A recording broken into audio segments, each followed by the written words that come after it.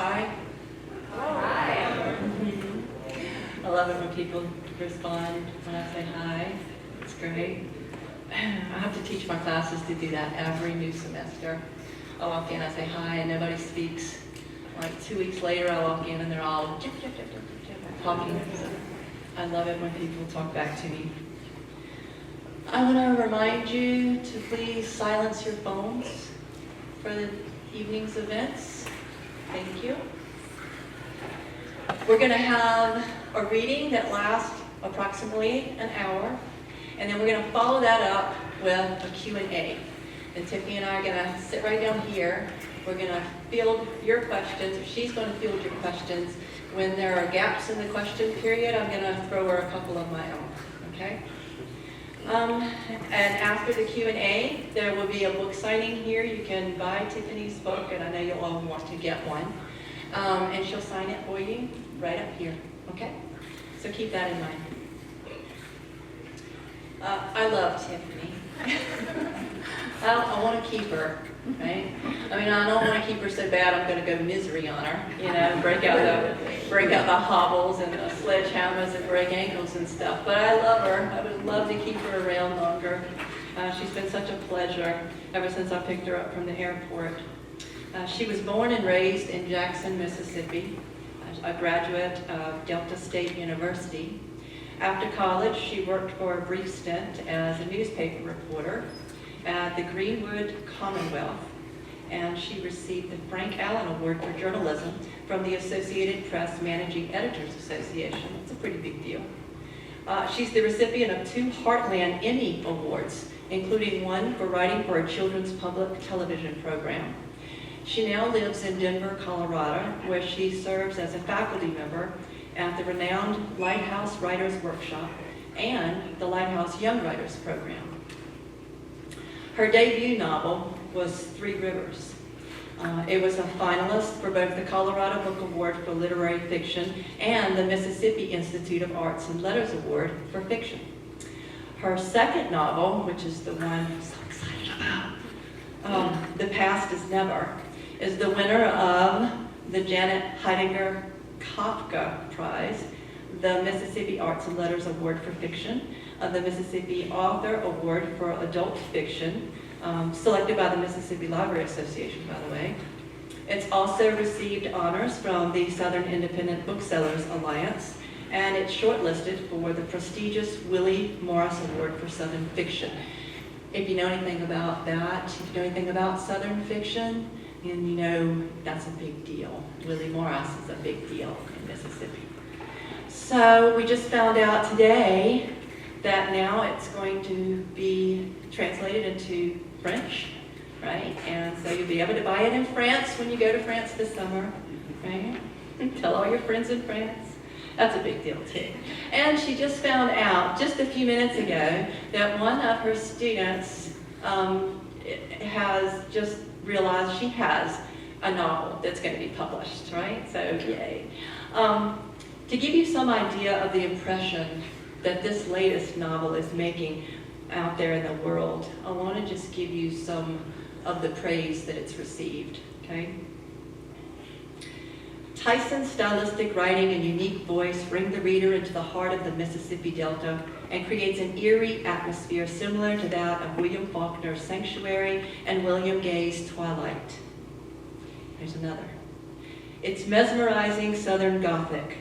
The author's skillful storytelling reaches a high mark with this novel. Nothing is as it first appears in this dark, complex story that draws upon inner strength, extended family ties, and personal determination.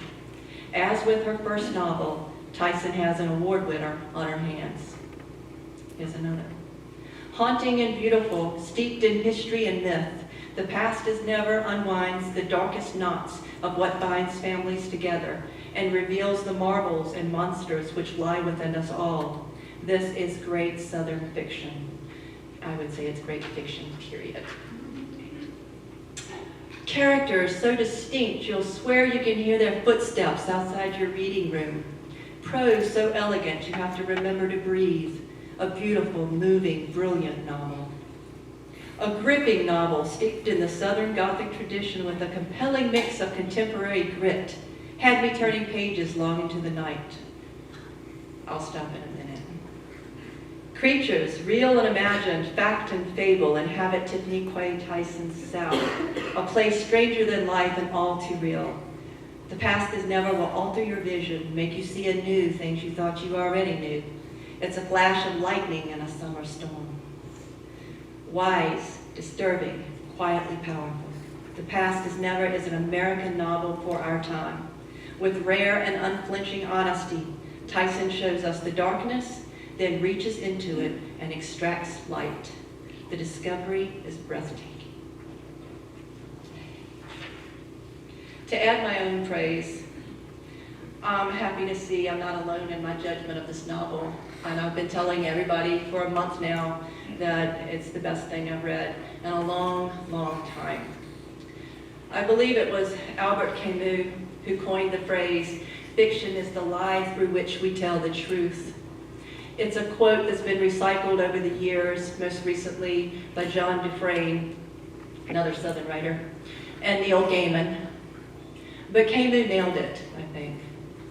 As I was discussing some of the more horrifying moments in the novel with Tiffany, I wondered and asked if some of the events actually happened, but it quickly occurred to me that historical accuracy wasn't really pertinent. The fact that the events, as horrifying as some of them were, didn't seem implausible, that we as readers are so keenly aware of the existence of a thread of hatred so intense throughout history and unfortunately still so relevant today that we can fully imagine the truth embedded in this fiction. This is also a novel about mattering, about who matters and what makes one seem to matter more than another, and the injustice of such social equations. As one of the characters in her novel says, some people are born to carry stories forward. Tiffany Quay Tyson is one of those people. Please give her a warm welcome.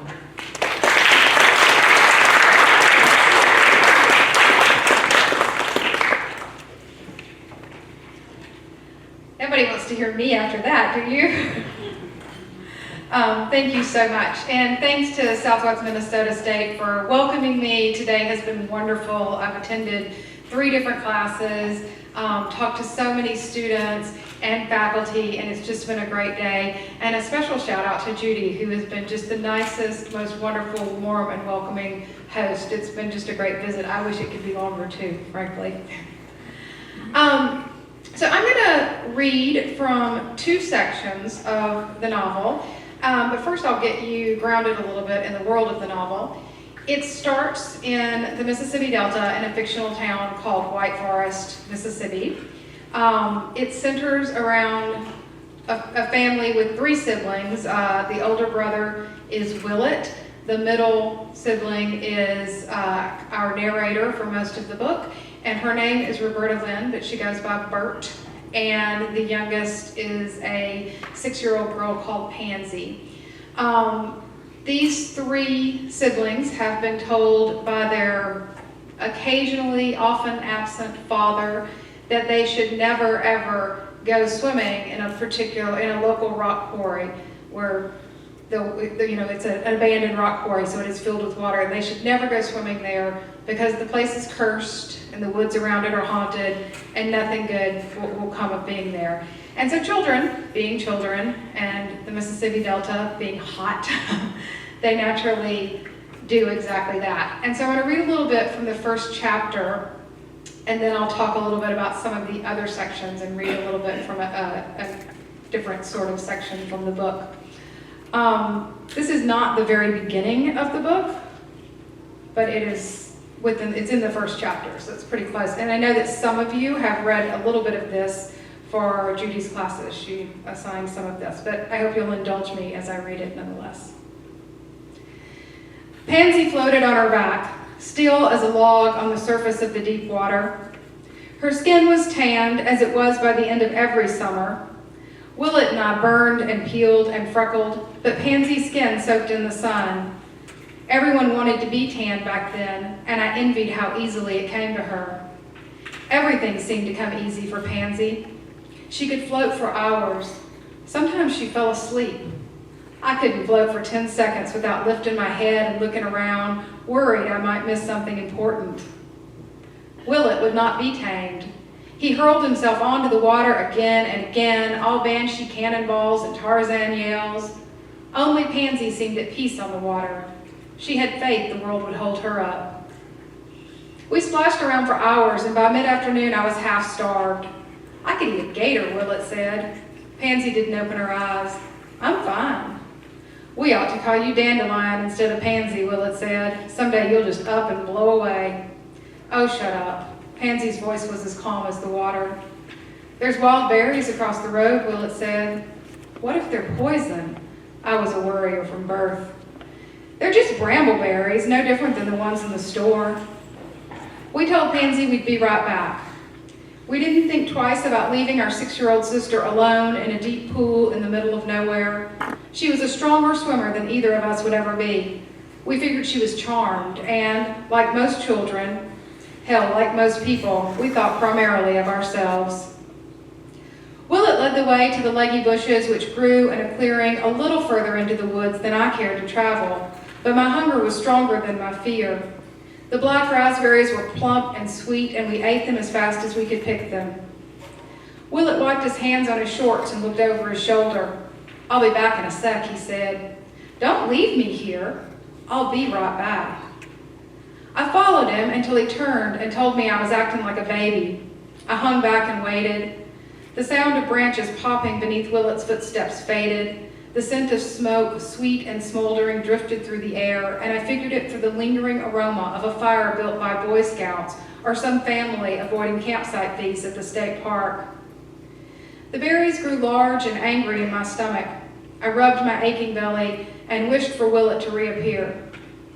I closed my eyes and counted, telling myself Willett would be there when I reached 10, then 20, then 50, then 100.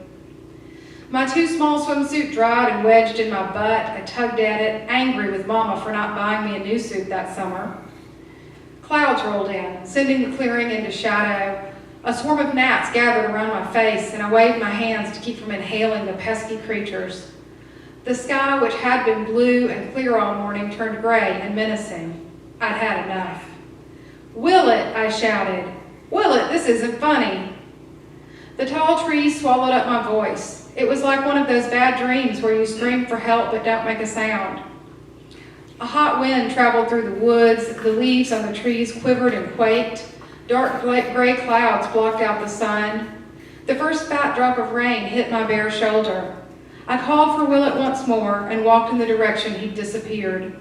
The sky let loose a roll of thunder. The rain swept through in heavy, blinding sheets, and the dust beneath my feet turned to mud. It was an angry storm. Up ahead, something moved. It was a person darting among the trees. Willett! I chased after the darting figure, already thinking about what I'd tell Mama when we got home. You were in so much trouble, I hollered. The storm grew darker. My feet slipped on mud and slick-fallen leaves. I put my hands out to avoid crashing into the trees surrounding the clearing. They seemed to pop up out of nothing. Thunder cracked and the ground shook. I'd been caught in bad weather before, but this was worse than anything I'd ever seen. The rain was so thick it looked like something you could grab by the handful. Clouds obliterated the daylight. It was dark as night until a bolt of lightning lit up the sky. In that flash of light, I saw a dark creature lurch across the clearing. It hunched forward, it wore tattered, ill-fitting clothes, and in the lightning glow, the creature's skin seemed to be the same color as the clay from the quarry, a slick, greenish gray. It reminded me of the trolls from children's storybooks. It carried something in its arms, something too large to be lugged through the woods in a storm. I stood very still, hoping to escape the creature's notice. I barely breathed. At the next bolt of lightning, I tried to spot the creature again, but it was gone. I stood frozen in the downpour, afraid to move forward or go back. What had I seen? Was it a monster or a vagrant? Was it the devil himself? Was Daddy right about this being Satan's sanctuary? Anything seemed possible in the midst of that dark storm. I thought of Margaret Halsey, a classmate who told her mother she was having a sleepover with a girlfriend, but instead spent the weekend with her boyfriend at his family's deer lease, not far from these woods. Margaret wouldn't talk about what happened, but she'd come back changed and not for the better. Some people said a gang of rough boys had violated her with the barrel of a hunting rifle. Others said she got drunk and let her boyfriend and his friends do what they wished, and she enjoyed every minute of it. People avoided her, as if whatever happened might be contagious. If it happened to her, it could happen to me. She'd been touched by evil, and I wanted no part of it. If I stood very still and remained silent, maybe the evil would pass me by. The rain slowed. The violent, stinging sheets became soft drops. Clouds rolled apart, and soft fingers of light began to creep across the sky. Steam rose off the trees, the mist clearing away irrational fears. I told myself I was being silly, imagining things. "Willett," I called out. When he didn't appear, I turned back on the path to the quarry. Willett would be there, probably wondering where I was. Maybe I missed him in the storm, or maybe he'd circled around and gone back a different way. I shook like a dog, water flying off my hair and skin. My hands were stained purple from the berries. Leaving the woods, the sun hit me with a blinding brightness. Any coolness from the rain disappeared, melted into sticky sweat between my thighs. The quarry water lay still and peaceful. I circled the lip of the quarry, looking for Willett to pop out of the woods or waiting for him to rise up from the deep water, gasping from holding his breath. Out of the rising heat, Bubba Speck appeared. I couldn't figure where he'd come from. Suddenly he was just there. Bubba was shirtless, and even at 16, it was clear he would be a fat man someday. His pudgy belly sagged over the waistband of his shorts, and his breasts were larger than mine, which had barely begun to announce themselves to the world. When we were younger, Bubba and Willett were good friends. They shared a fascination with building things, mostly explosive devices fashioned from old car parts and match tips and household cleansers. In 7th grade, they set off a small bomb in the girls' bathroom at the junior high school. The principal had told the sheriff and the woman from the local news that it was only by the grace of God that no one was hurt. The grace of God was something a lot of folks believed in back then. "What are you doing, Bubba?" I hollered. Bubba tossed a rock into the still water of the quarry. "Have you seen Willett?" Bubba tossed another rock. It was like he couldn't hear me, like I wasn't even there. "You got no right to ignore me, Bubba Speck." Bubba looked up at the sky, pointed a finger to some spot above his head. I looked where he was pointing, but all I saw were dissolving clouds in the bright white sun. My vision filled with fiery spots that flared and went dark. By the time I could see again, Bubba was gone. Between Willett and Bubba, I didn't know what to think. Why were they treating me so mean? I couldn't think of anything I'd done to deserve such treatment.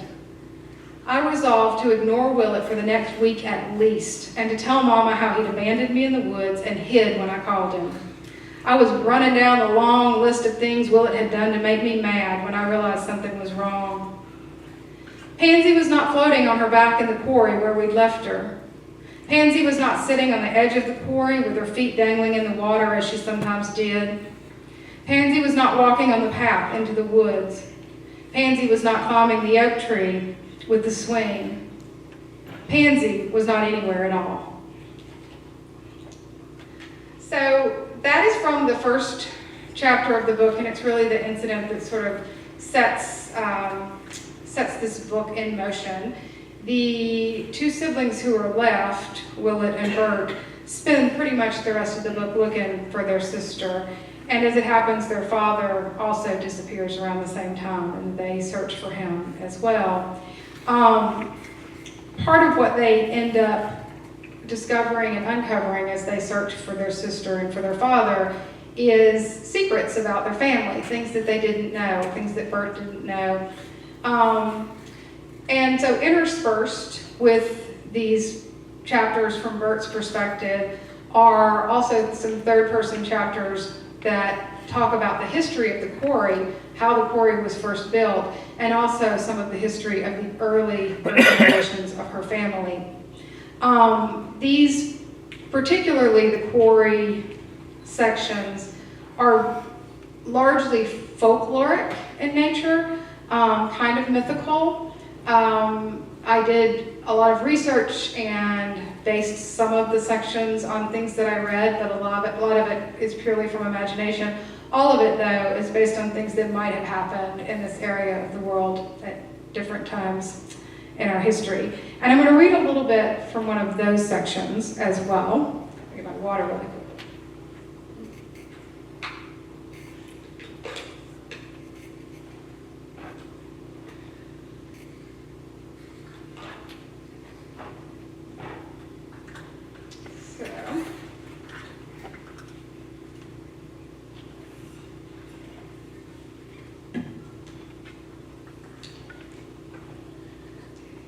In 1862, Confederate soldiers needed something more stable than conviction and mud to march upon.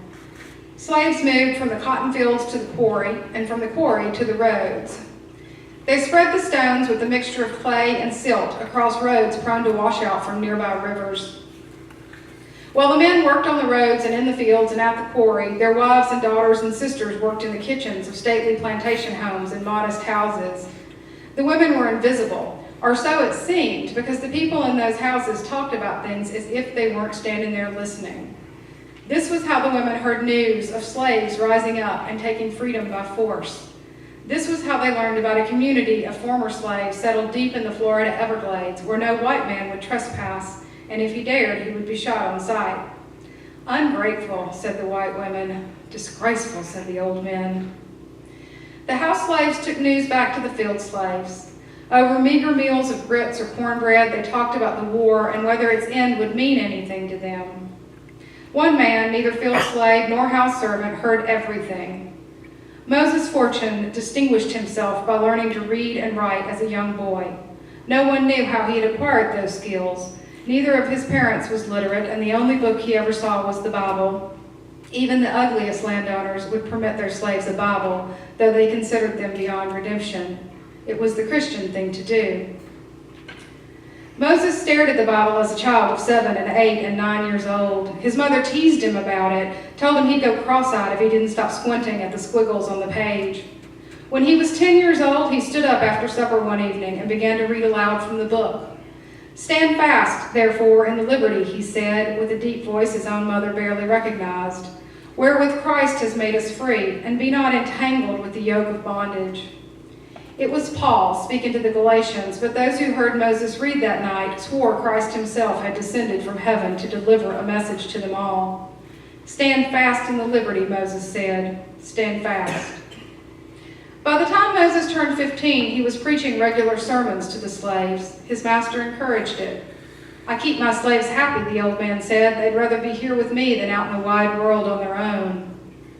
The old man walked with a severe limp and used a cane to steady himself. Despite the slow gait, he walked his land daily. He liked to keep his eye on things and make his slaves aware of his presence. He spoke with them, and not only to give them orders. "Ain't you happy here, Moses?" he called out one afternoon. "Ain't it a beautiful day?" "Oh, yes, sir." "Ain't you content with your place in the world?" "I want nothing but what I've got." "Ain't you glad you don't got to scrape and claw to find food or a place to sleep at night?" "You give me that and more." "And I ask again, Moses, ain't you happy?" "Happy as Adam before the apple." The men mining quarry stone worked through Sunday morning hours set aside for worship and family, so Moses was allowed to preach to them as they worked. The master thought it would inspire the men to work harder, and he was proud of his generosity. He bragged about it to owners of nearby plantations, and they asked if Moses would come preach to their slaves. It would only be a good thing to bring the word of God to the godless, they said. Moses preached to the men from Jeremiah.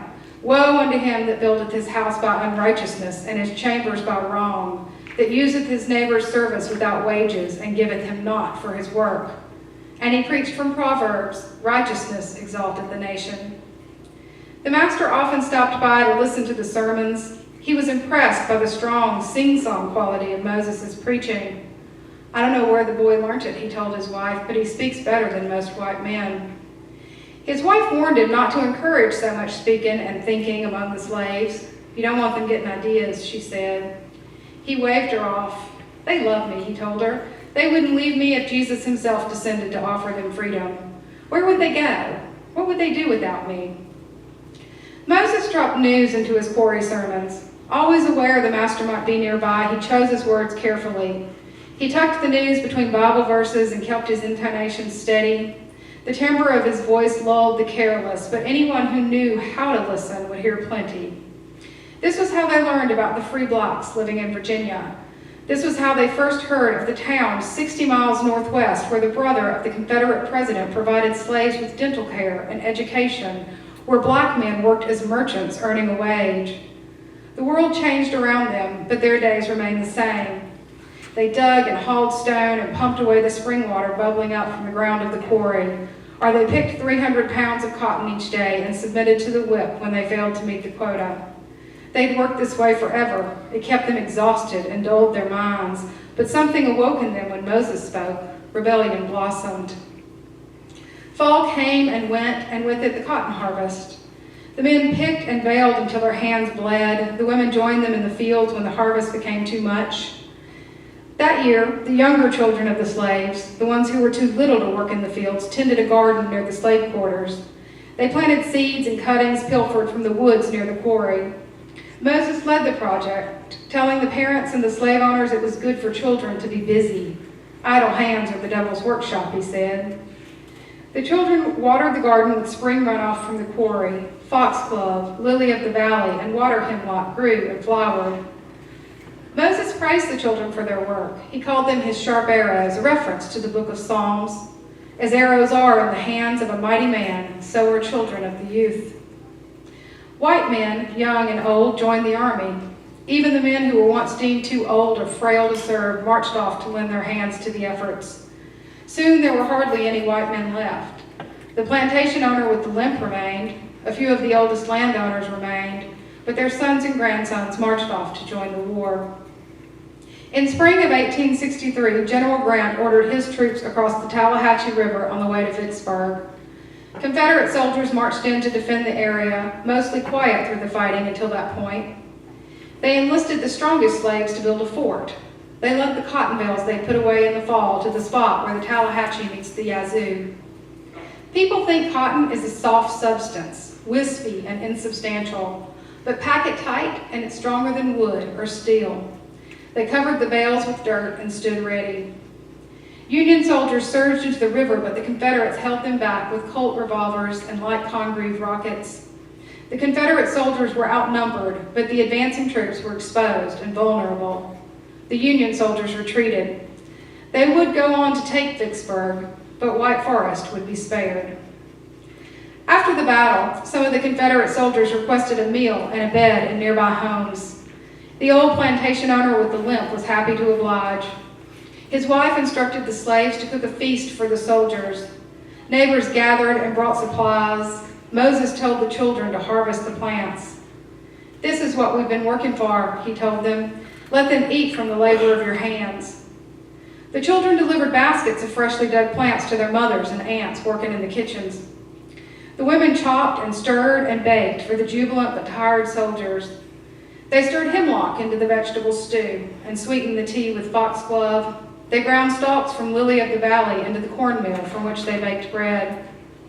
They served it up to the soldiers and the old men and the women and the children. It was an evening of celebration. Someone pulled a bottle of bourbon from a cellar. The men shared pipe tobacco. By morning, illness swept through the plantation. Everyone who'd gathered for the feast was suffering or dead. Soldiers vomited and lost control of their bowels. The stench was terrible, feverish and panicked. The women went to check on their children. The littlest ones were already dead. The older ones were close. Over the next 2 days, 48 people died from the poisoned supper. One of the few survivors was the old plantation owner with the limp. His wife had succumbed to the poison in the final wave of illness, and he thought he would surely die alongside her. He spent a week in bed, drenched in sweat and plagued by hallucinations, but he kept his grip on life. When he gained the strength to walk again, he made his way across the fields to the slave quarters. He found them empty. He would later learn most of his men had joined the Union Army. The women and children had traveled north in search of free communities. No one could say for sure what had happened to Moses, but rumors came from Georgia and Alabama and Florida about a fiery preacher making the rounds of black churches. The old plantation owner was angry about the revolt, of course. Hadn't Moses said he was as happy as Adam before the apple? What more could any man want? The answer was scrawled on a wooden cross planted in the children's poison garden.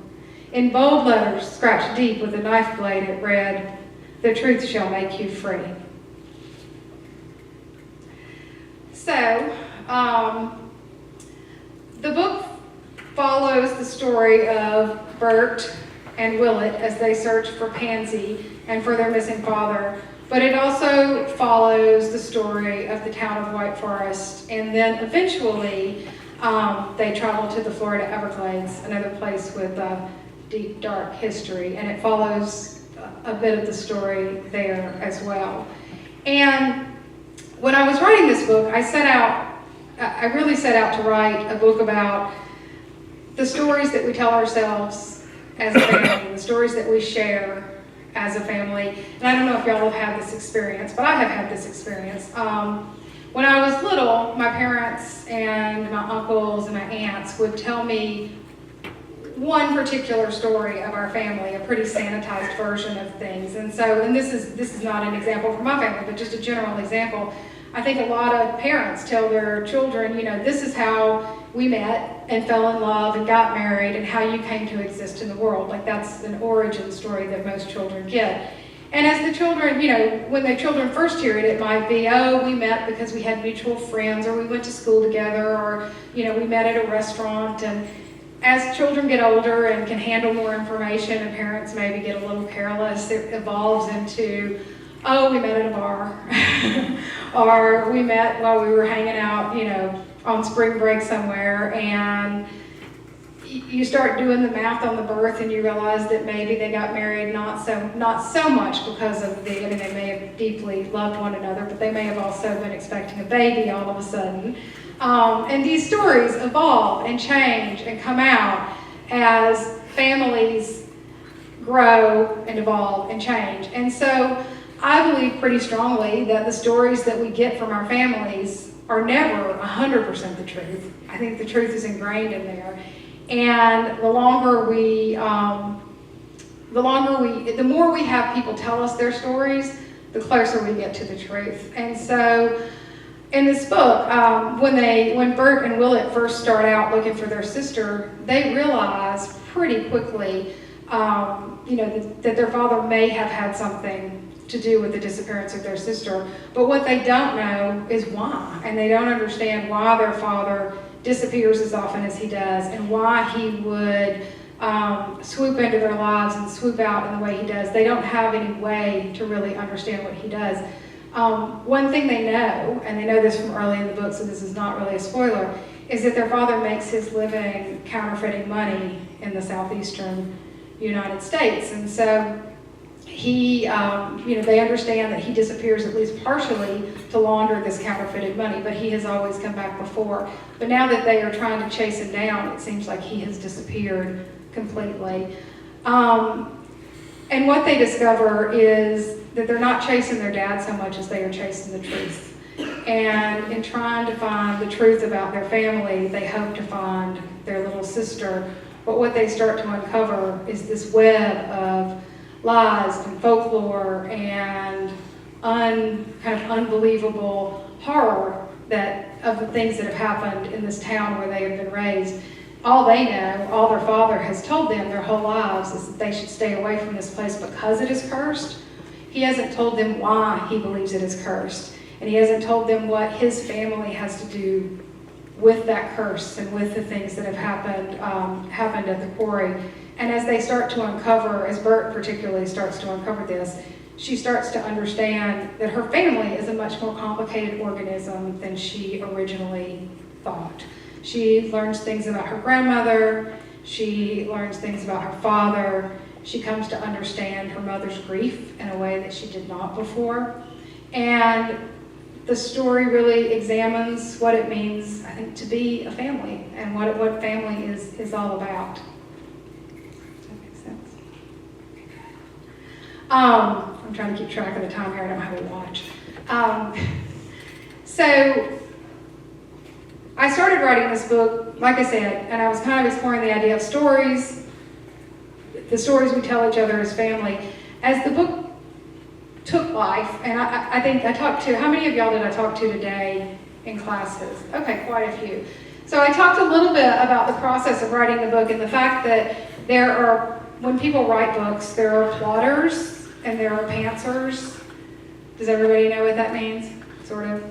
So there are people who plot their books out very carefully and who know exactly what is going to happen, and there are people like me who sit down and start writing something and have no idea where it's going to go. And that is what I did with this book. I sat down with pretty much that quarry scene in mind. I wanted to have the sister disappear, but I didn't know what was going to happen to the sister. I didn't know if they would find her or not find her. I didn't know if she would be alive or dead. I didn't know if someone had taken her or if she had run away. Like, I didn't know any of that when I first started. It was a thing that I had to discover on my own as I worked on the book. And the more I wrote, the more I kept finding myself writing these little things that weren't quite related to the story at hand. And so I was writing these little histories of the area where I had them located, this fictional town, this quarry, these woods. And at first I thought, well, I'm just doing this for myself. I'm doing this for my own research because I need to understand what's happening. I need to understand why this place has such a hold on them. I need to understand why people think it's cursed. But it doesn't really belong in the book because it's not a part of this sort of forward trajectory of the story. But I kept writing them and I kept writing them. And then I went back and started writing the history of Bert's family. I started writing both her father's history as a child, and I started writing the history of her grandmother, a person who plays a really strong role in her life in the book. And again, I kept thinking, I don't know what I'm doing with this. I don't know if it's going to work. I don't know if it's going to fit into the overall narrative. And I started weaving in these little pieces and not being exactly sure how they fit into the overall narrative. And I think 2 or 3 times I completely took them out because I thought, my agent is not going to put up with this, and no editor is going to let me keep them in. I mean, when you publish a book, they don't like a lot of mystery. They like things to be pretty straightforward.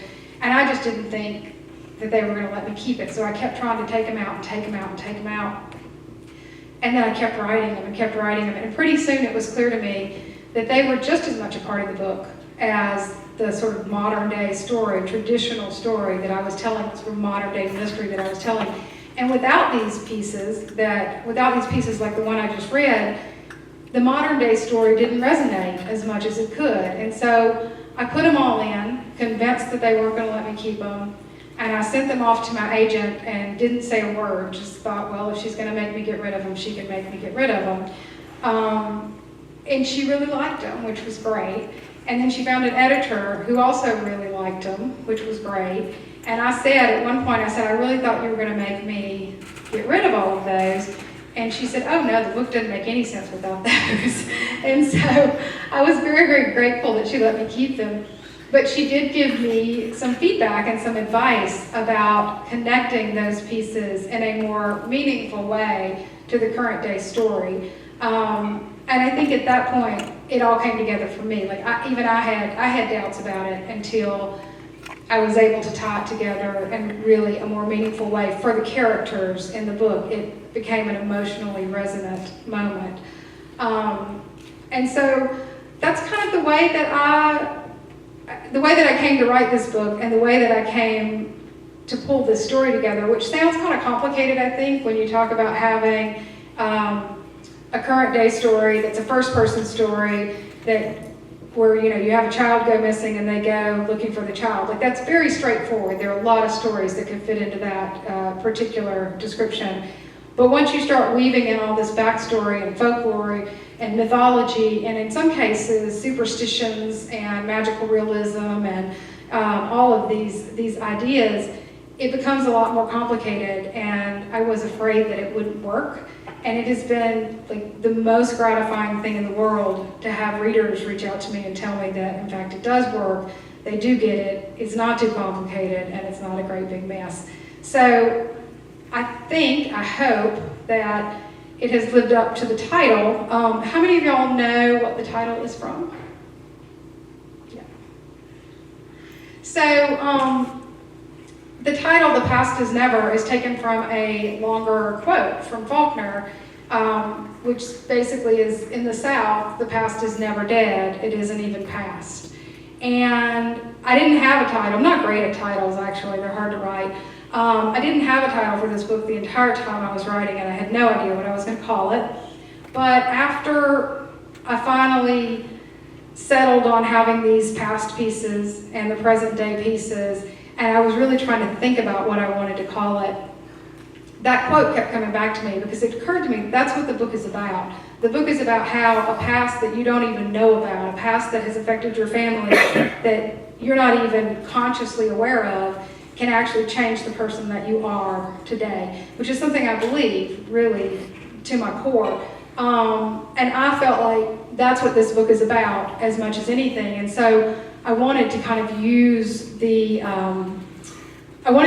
that quote from Faulkner, but I didn't want to use it straight. I wanted to subvert it a little bit. I didn't want it to just be a direct quote. So I just used this little fragment of it.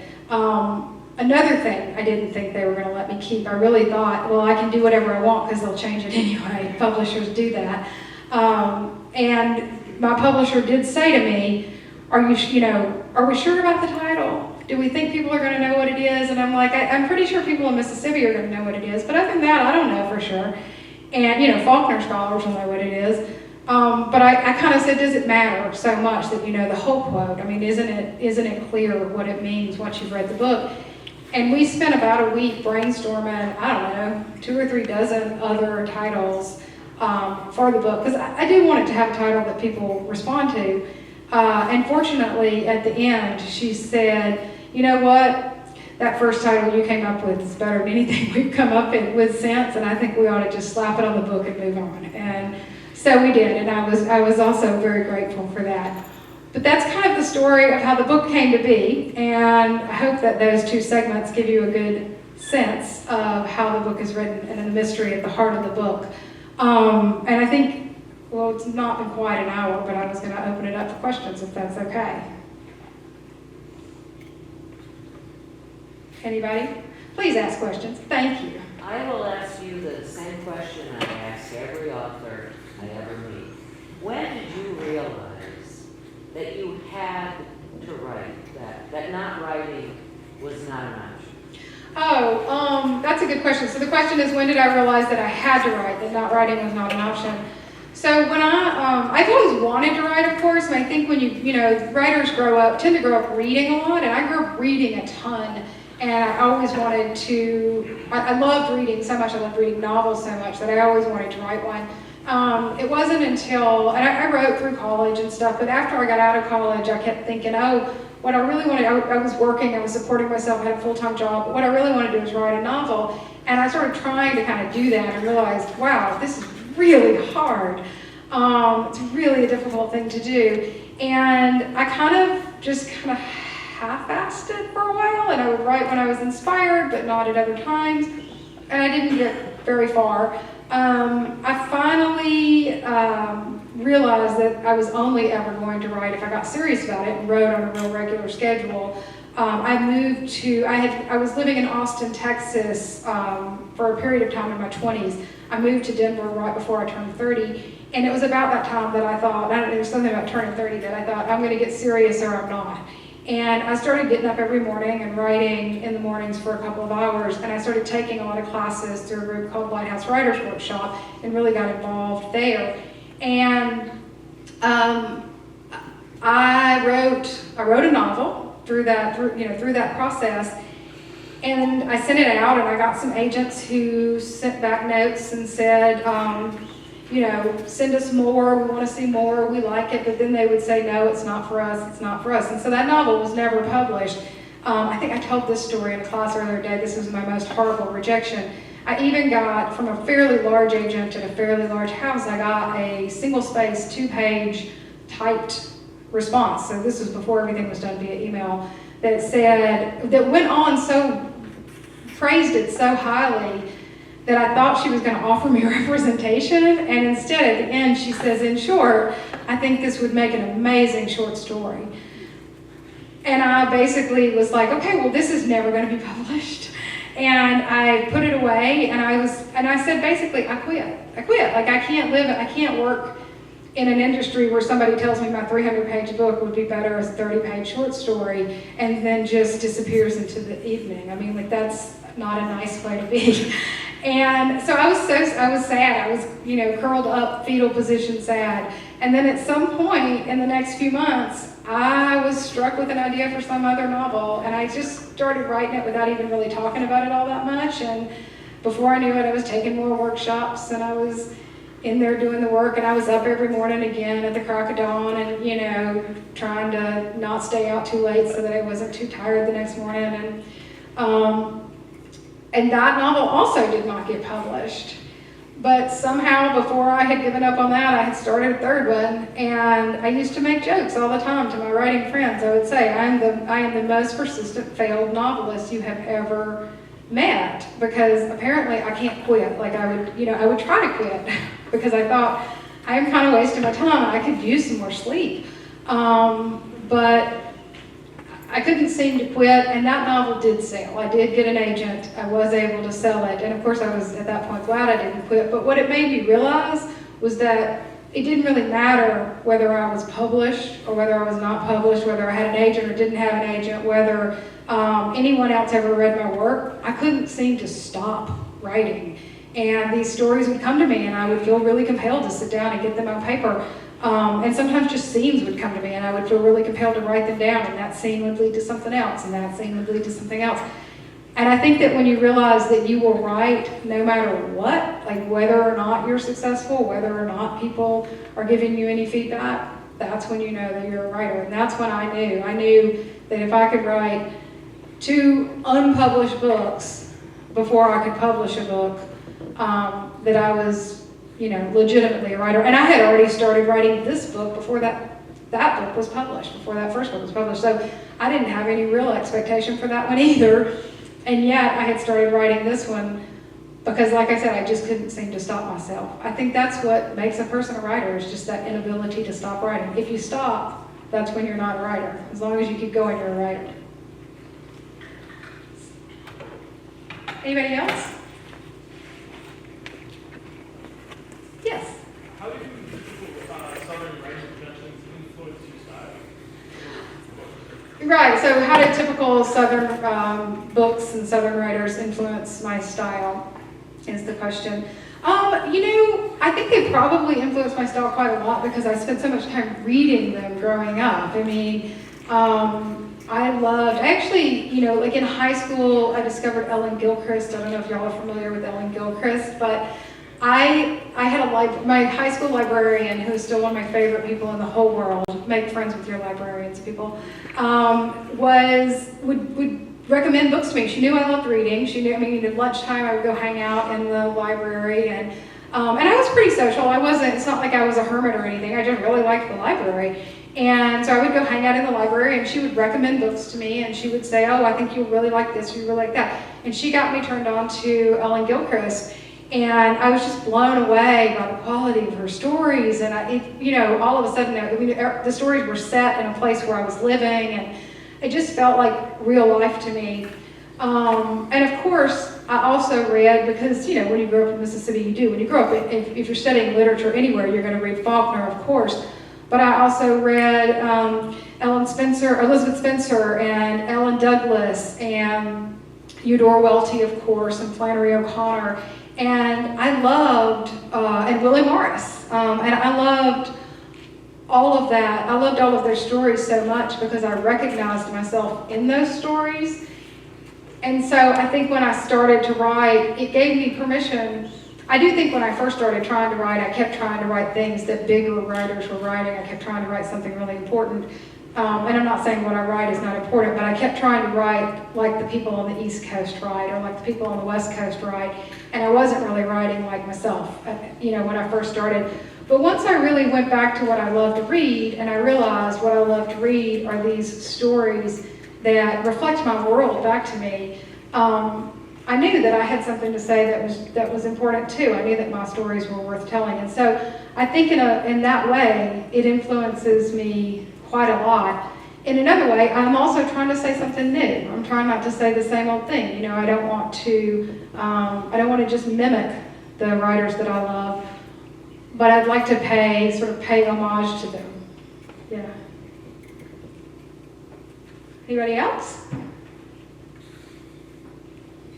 Yes. You kind of touched on your writing process. I'm always intrigued by people's writing process. So you wake up early in the morning. Can you talk more about it, your process? Yeah, so like I said, when I really got serious about writing, for me, and I think for a lot of people, I realized that if I only wrote when I was inspired to write, I was not going to write very much, and I wasn't going to get much better.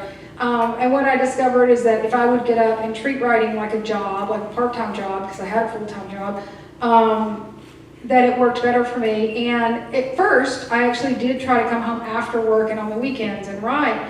And certainly on the weekends it's a possibility, but after work, I'm tired. I mean, it's a full day. And I would be tired, and also, I was young, I was in my 20s, and when you're in your 20s and you have a job, people want to go to happy hour, and they want to go to the movies, and they want to go do whatever. And I didn't like to miss out. Like I wanted to go do stuff too. I was living in Austin, Texas during a huge portion of this, and there was a lot to do. So I realized that wasn't going to work for me either, because there were too many excuses to bow out of it. I started getting up early. I've always been kind of a morning person, but I started forcing myself to really be a super morning person. So I started getting up at like 4 or 5 o'clock in the morning, so that I would have at least 2 hours before I had to get dressed and go to work. When I was really working hard, I would get up even earlier, or I would push my start time back as hard as I could. I did once, for a little while, I had a job where, I probably shouldn't even admit this, but I would take my laptop into work with me because I would always be the first person into work. And I would just work until I heard somebody else walk. I would work on my own writing until I heard somebody else walk through the door. That's probably just stealing from the company, but there you go. You take what you can to write. But when I get up early in the morning, what I discovered is when I get up early in the morning to write, my brain is 100% on writing. I don't have anything else going on. Nobody's trying to reach me via email or text or anything else. Nobody cares what anybody's doing at 4 or 5 o'clock in the morning. Nobody's looking for me. And if I'm careful and I don't check email, I don't look at the news, I don't look at text, I don't plug in any way, I'm still a little bit in that dream state that when you wake up and you're still a little foggy and everything. That's a really good place to write from. I feel like my brain works a little differently then, before I'm completely engaged with the world. So once I figured out that my waking brain was better than my fully awake brain, I dug in and I started doing it on a really regular basis. And I do it, I say every day, I do it 5 days a week. I treat it like a job. I treat it like a regular job. I give myself the weekends. I get up, I read the newspaper, I drink my coffee like everybody else. And I drink coffee while I'm writing too. But for me, like waking up and getting started in the middle of that dream state was so much more productive than anything else I had tried to do. And so I started doing it, and I do it even when, so here's the thing about forcing yourself to do that for a while. You get to where you can't sleep past 5. I haven't slept past 5 in, a decade. And so I still get up and do it, even though I now have a lot more freedom about when I write, and I could get up later and start later if I wanted to, but I don't. I still get up at the crack of dawn. I read well before the crack of dawn and get started writing. And I just find it's way more productive for me. And even when I don't have something specific, if I'm not really urgently writing something, I'm not in the middle of writing a book or something, I try to get up and put some words on the page, because I think it's like an exercise regimen. If you stop doing it, you lose the ability to do it. If you keep doing it, everything, your muscles stay strong. And so I try to keep my writing muscles strong by continuing to do that no matter what. Yes. I had the opportunity to look at your website. Yeah. Tiffany Quay Tyson.com. But I just sort of want to talk a little bit about the other kind of writing that you do, that you know, the novels that cross in there. Like the blogs and the humor writing and stuff. Yeah, so I do have a website, and one thing, you know, like when it used to be that you would just publish novels and people would just let you publish novels and you didn't have to be out in the world so much. But now they expect you to have a platform and a presence, and you know, I was not on Twitter before my first novel was published. I was sporadically on Facebook, and you know, all of that stuff is a time suck. It takes time. And I like it, it's fun, but it takes time away from the writing. But my first editor said basically, you know, you need to have some presence out in the world, and so think about what it is you want to do. Some writers do a newsletter, a lot of writers do newsletters nowadays, and they really, you know, so every week or every other week, they'll send out a newsletter to everybody who has signed up for it, and push out news and talk about other people's books or talk about their own books. And I just wasn't, like, that was not my thing. I didn't really feel like having to. That was a thing I did in my day job to some extent, and I didn't feel like having to manage that in my home job. And so and she said, or, you know, you could start a blog. And she said, and you need a website. You need some sort of website. Everybody needs a website these days. And so I started the website first, and then I was kind of resistant to the blog idea. And then, I don't know, I started just sort of experimenting with writing about myself, writing about current events, and my thoughts about things. And it occurred to me that I did work as a newspaper reporter for about a year out of college, and I would occasionally do op-ed pieces for the newspaper, which I very much enjoyed. I really like writing to figure out what I think about something. And so once I started doing it, I realized that's what this is, you know, or that's what this can be for me. I can use this as a place to write about things I think about, and it didn't have to necessarily be related to my writing life. So I did start writing a personal blog, which has been an interesting process. Like, I get a lot of people reach out to me who've not read my books, who occasionally will read the blog or will repost about the blog. And I had one blog post that went viral, and that was weird. And I don't know that I would recommend that so much, but it was a little bit of a strange thing that happened. But it's actually been kind of fun, because for me, it gives me a place to sort of work out my own, how I feel about the world. And then I hear from people who either agree or disagree with me, mostly from people who agree. Mostly people will reach out and say, oh, thank you for saying what I was thinking. Every now and then I get kind of a less nice comment, and I let those roll off of me. I mean, people have a right to disagree. You know, disagreement is what makes the world go round. But I also have recently started dabbling a little bit in humor writing, and I've had some pieces published on some humor sites and in some humor journals, which is brand new to me. I've not done this before, but I think I found that particularly right now in this particular political climate, that and I know everybody has different ideas about what the political climate is and whether it's good or bad, but for me, I was getting real wrapped up in my own anger about our political climate, I guess, and my own disappointment in the way things were going. And I needed to find an outlet for what I wanted to say that was not angry and disappointed. Do you know what I mean? Like, I needed to be something else.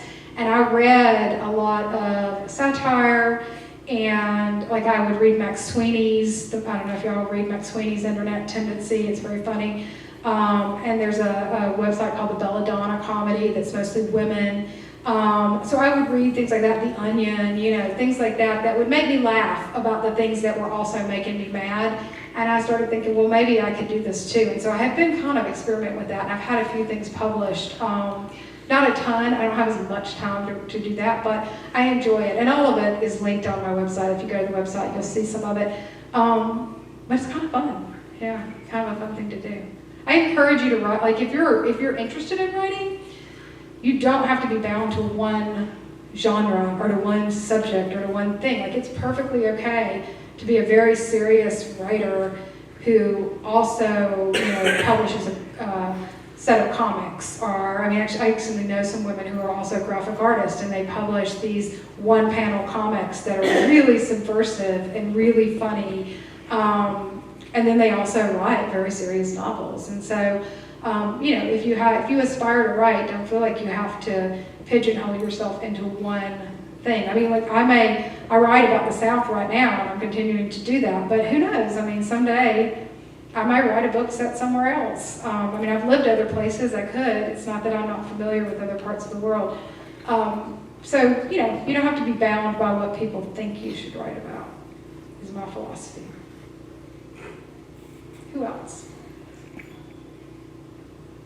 Yeah. How long does it normally take to write a book? Well, so the question is, how long does it normally take to write a book? It depends on the author very much. Some people write books very quickly. Like Joyce Carol Oates seems to write a book every year and a half, or actually publish a book every year and a half. I don't know how she does that. Stephen King seems to crank out the books. So there are some writers that write very, very quickly, or are able to write very quickly. Those writers are generally they don't hold other jobs while they're writing, generally. They are actually just writing. But even so, some people are very prolific. For me, it takes several years to write a book. I think I worked on this one for 4 or 5 years, not straight through, but, like I said, I started working on it before my first book was even sold, much less published. Once I got really serious about it, it still took another couple years to get everything on the page and get the revisions done. So for me, somewhere between 3 and 5 years, I think is about right. I do know people who take 10 years between books. Donna Tartt, also another Mississippi writer, she wrote The Secret History, and then she had I can't even remember the name of the one that came next, but then her Pulitzer winner, The Goldfinch, which now is having a big movie made and everything, she puts them out every 8 to 10 years. She is not rushing to put her books out. And they're great, I think they're great books. They're really good books, but some writers just don't write that quickly. Some writers are able to write, are much more prolific. So write at the level you write, and don't worry about what anybody else is doing. Who else? Yeah. So you had mentioned that you started off taking part of the White House workshops, and now you're trying to teach there, Yeah. right? So that's pretty cool. What are some things that you've noticed in people you're teaching, that just style of writing, stuff like that, advice that you would give to them that you want to share with us?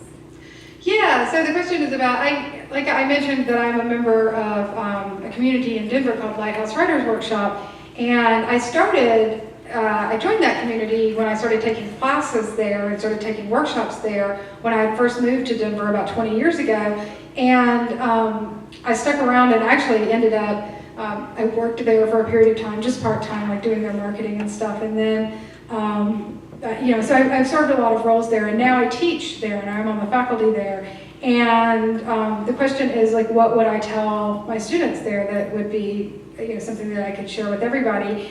And it's interesting because I teach basically the intermediate level novel workshop, and so it's an 8-week workshop. We meet once a week, and every student gets to submit 40 total pages in chunks of 20-page chunks, to be critiqued by the other people in the workshop and by me, and we spend about 40 minutes discussing the work every week. So we generally have 2, sometimes 3 pieces to discuss a week, and we'll spend a good bit of time discussing it. And I get everything from really beautiful literary fiction to rural noir mysteries to detective fiction to fantasy. So it's a huge mishmash of styles of writing, of genres of writing.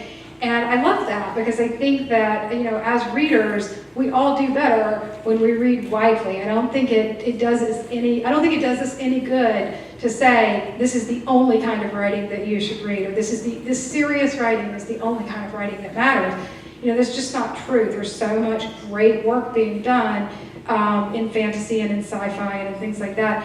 And I had a student, I was actually telling Judy this story about, I I had a student he was a little bit older and pretty set in his ways, and he was writing kind of a YA novel, and we had a younger woman who was writing this rich, detailed, world-building, world-bending, sci-fi, fantasy, dystopian, novel, and he said to me, he said, I don't even know what I'm supposed to say about it because I don't even know how to read it. Like, I would never read something like this. And I said to him, I said, well, you signed up to read this. That's part of the workshop. It's not just about getting your own work critiqued. It's also about reading other people's work and critiquing it. And I promise you that if you read this work with an open mind, and let me just say, it was some good work. Like, if you read this work with an open mind and you look at it in the same way that you would look at any piece of literature, and you ask certain questions of yourself as you're reading it, do I know what these characters want? What do these characters want? How badly do they want it? What's going to happen if they don't get it?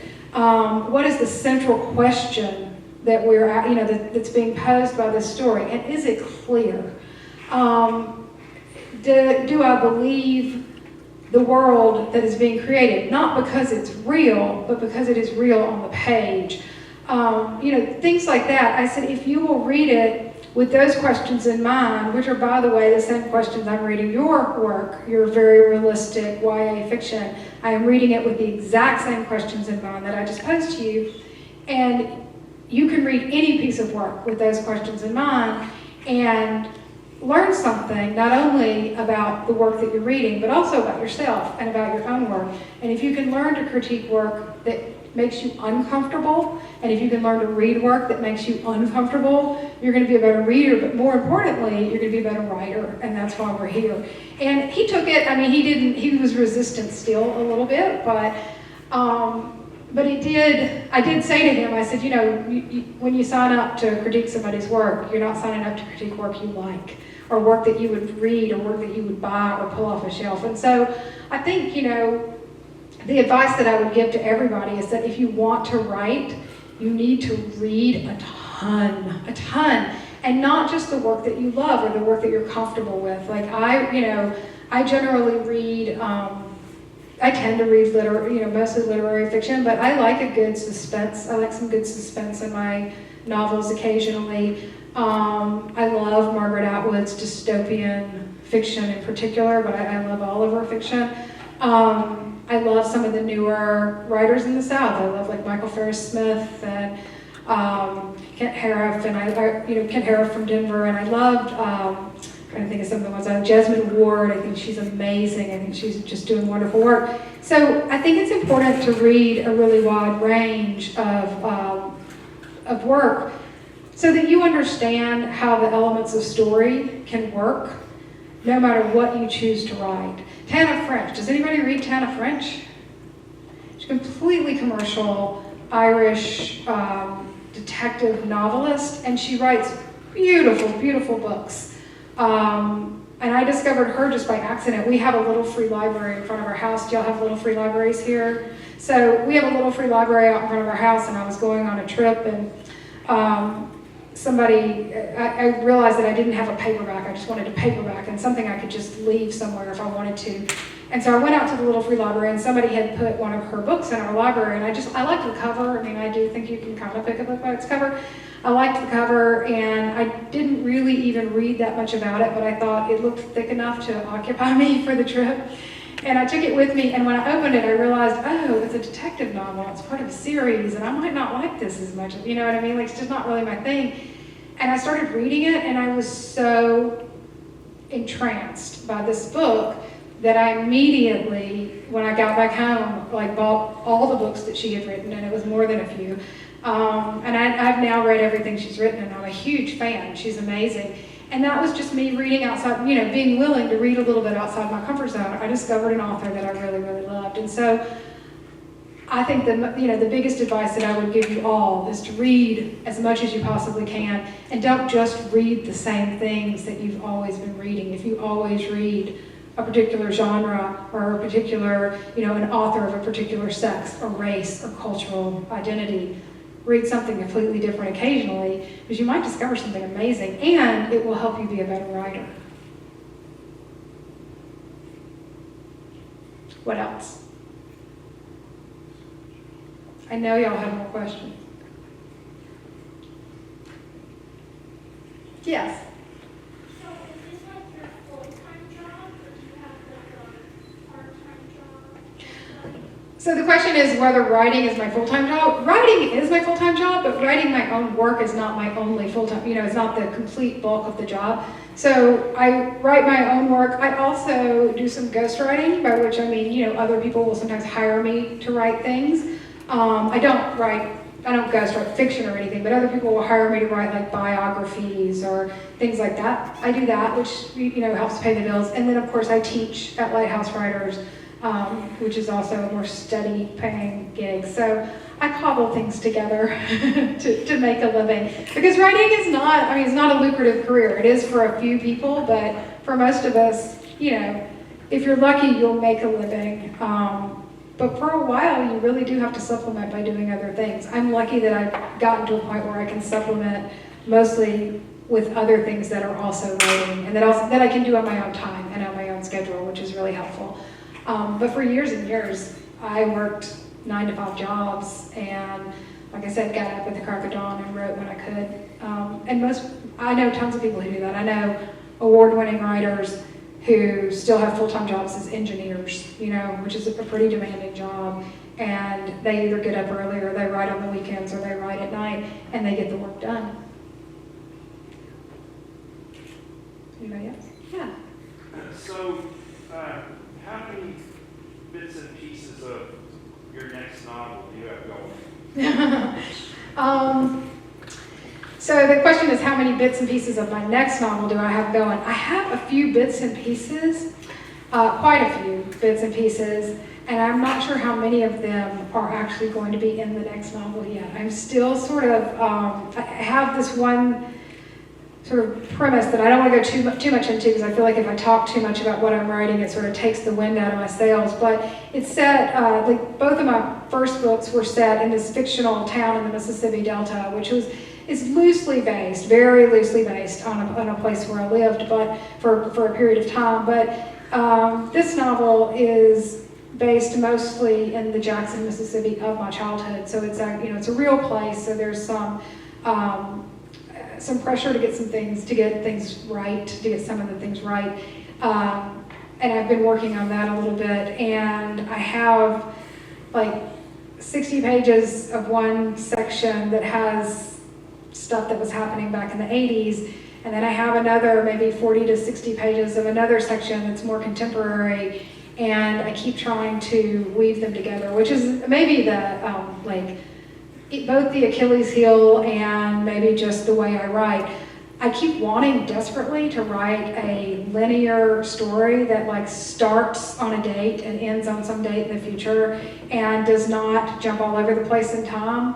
But I have not really succeeded in doing that yet. I'm constantly, or a story that only has one narrator, I think that would be fun and maybe easier, but every time I start writing something, it's like this other thread of something starts coming in and finding a way into the work, and if I start looking at it and it all fits together in a way that's really interesting and compelling. And so that's what I have now. I have, 60 pages here and 60 pages here, and then I probably have another 20 pages over here, and I have to decide which ones are actually the novel and which ones are me just sort of working things out. But I'm working on it. Anybody else? Do you want to chat? I was going to say, yeah, it's 8:15. Y'all have been amazing, and I thank you so much for letting me come and take up so much of your time. I just want to say one more thing. If any of y'all go out into the world and sell one of your books, be sure to write your former professors and tell them about it before it comes out. Let them know in advance. Because I did get an email just now from a student that I had just a few years ago, and she is having a book published, and her first thing was, I don't want to bother you or send you spam or whatever. And all I could think was, are you kidding me? I'm thrilled to get this news. So they will be thrilled to get your news. I still have professors from my college, which was a very long time ago, who show up at all my readings and are super, super supportive. So stay in touch with your college community. Let people know what you're doing, share your successes, go out into the world and find your own writing community and write really, really good stuff. And then tell me about it, because I'm going to want to read it too, for sure. Thank you.